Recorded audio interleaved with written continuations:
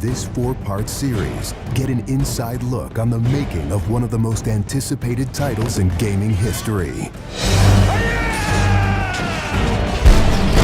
This is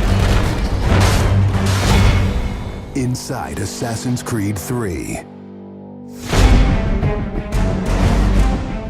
Ever since Europeans arrived in North America, they had been involved in shipping goods back and forth across the Atlantic Ocean. In order to make this economic system work, the British tried to control the goods that are going to the colonies. And it was those goods coming back and forth which made a few places on eastern North America important. Whether it's the Boston Tea Party or the Boston Massacre. Fire! We have these big historical events that we can situate our game around. All of these events that people have a rough understanding of, but they've really never experienced.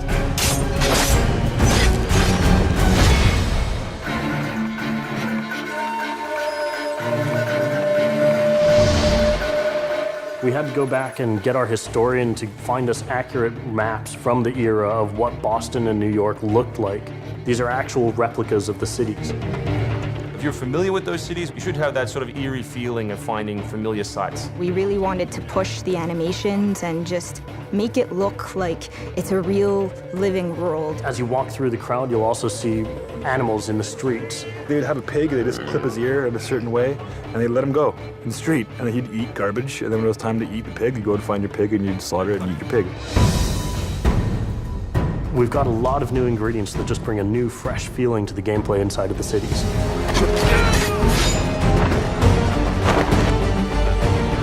We have these great new stalking zones that you're going to find throughout the cities. It's a great way for you to remain hidden from your enemies and actually be able to sneak up to them so that you could assassinate. We've got this amazing dynamic weather system in, so we can see not just the time of day passing, but also going in and seeing the same environments, not just in the summer, but in the winter as well.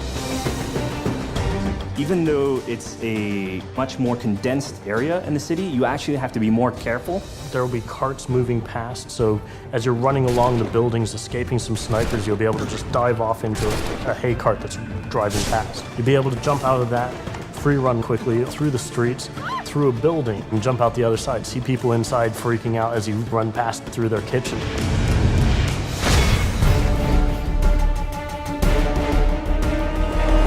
Living on the frontier was extremely difficult. Not only did you have harsh winters, cold, freezing temperatures, in the summer you had heat, humidity, so it was a gamble every year that you were out on the frontier whether you're going to make it or not. For AC3, the biggest difference is just having access to the frontier. So this huge wilderness area that you can sort of explore at your own pace. It's a forest, the navigation in very new environment, and a very organic environment as well. In the frontier, you'll be able to navigate through deep snow, but also snow does impact your gameplay. It will slow down you as well as your enemies. Once we decided that we were going to build the frontier, we realized obviously we need to populate that area. So animals became a very big deal. We have over 24 different species of animals in the game.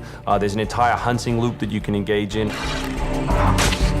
Whenever you're building elements such as animals, you're halfway trying to be real and halfway trying to fulfill that fantasy of what people expect. One of the great new features we have in the frontier is the new tree running. Connor being really fluid and being able to navigate through the trees. The frontier is really our new playground.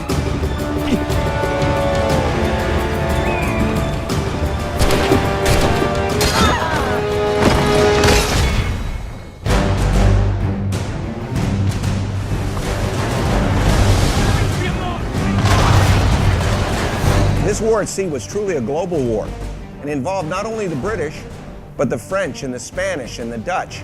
Naval engagement of that period was all about closing the distance. Boarding is the end game. You've got to be able to close with the enemy, get alongside, then get on board to steal his ship. You want to take that ship intact if you can, because that's where you get your prize. The prize is whatever is on that ship that you want. Naval warfare was absolutely decisive to success in the American Revolution. Commerce comes by sea, at the same time invaders come by sea. You control the sea and you control the conflict. It's a huge part of the historical period. The revolution is won pretty much at Yorktown by a blockade of ships. You know, we can't ignore this part of the history. This is critical. this is something that we have to do. We started a whole team up just to specifically focus on the naval experience.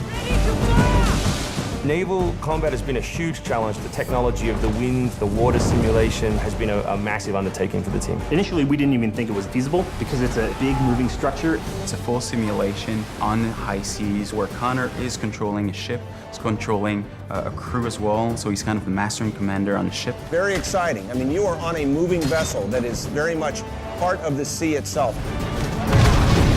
This is something that we wanted to engage in and build for the game. That was a huge challenge that we set ourselves and actually turned out pretty good.